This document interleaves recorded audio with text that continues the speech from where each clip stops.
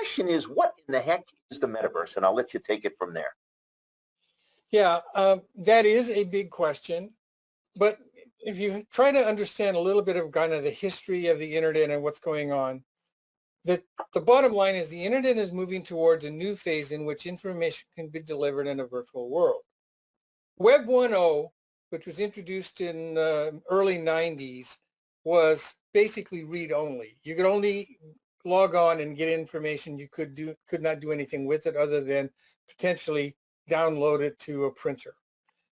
Web 2.0 made the internet interactive, and that came about in 1995-96 when the web browser came into reality.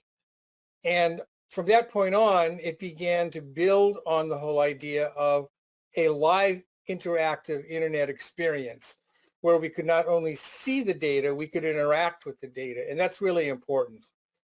The next phase of the internet is going to be what we call Web 3.0, and it will serve as the foundation for creating new types of internet experience that includes viewing them in a virtual world on current devices through VR, MR, and AR headsets. And I'm looking at some technologies now that especially can be accelerated on the desktop and laptop and even a smartphone where you can have more AR type experiences. Apple's already shown that through the iPad and the iPhone using apps from their AR kit architecture. And the Android phones and Android OS is doing something similar. But you know, I believe that even PCs at some point will have the ability to have 3D level functionality, maybe another 5 to 7 years out. But I think that the PC itself can evolve to becoming a vehicle for delivering quote unquote metaverse content. The next slide. But let's be really clear on something. Even though this term is being flushed around, it is a work in progress. We believe it will revolutionize the world of information and will be at the heart of the next phase of the internet. Simply put, it will allow people to learn, work, and play in new dimensions of information delivery that include 3D, virtual interaction in immersive environments, and make the internet multidimensional. Now, I come from the tech side. My customers have been all the tech companies, the semiconductor companies, the computer makers, the guys that create the smartphones. And I've not seen them as excited about this a new phase since the early days of the web. The web itself and interactive technology really expanded the internet's functions beyond what it was in the early days to where it could be an actual business tool.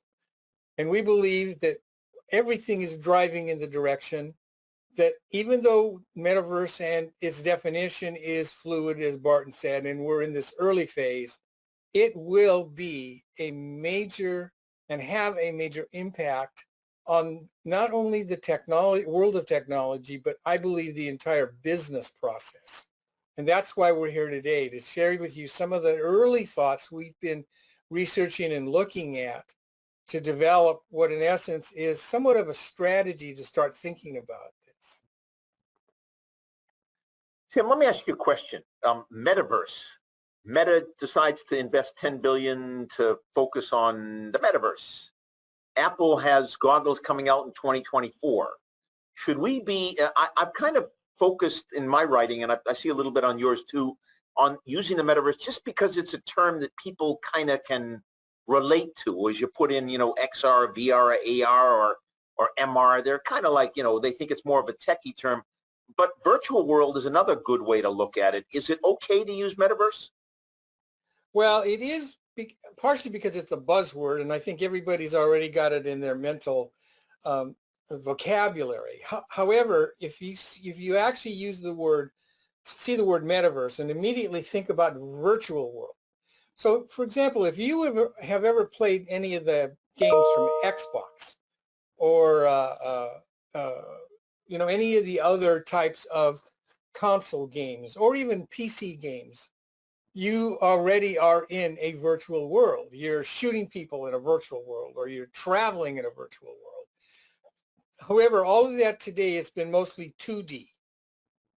When you put on now the new goggles that say Meta has, the Quest goggles and the HoloLens goggles, etc., that now elevates the experience to a 3D immersive world. And that's what we're starting to move towards. Not a 2D virtual world, but a 3D virtual world. And that's where it will evolve. Now, again, it's still in its infancy, it's still fluid, but as we have been studying this I have especially for over 10 years, and we're going to give you examples of companies that are already doing this, I think it's really imperative that individual companies now, no matter where they are in their business processes, need to, one, start thinking about it. And I wrote a piece for Forbes recently where I point out that you really need to probably have a principal investigator whose role is to try to figure out how you as a company or your company can participate in the metaverse over the next few years.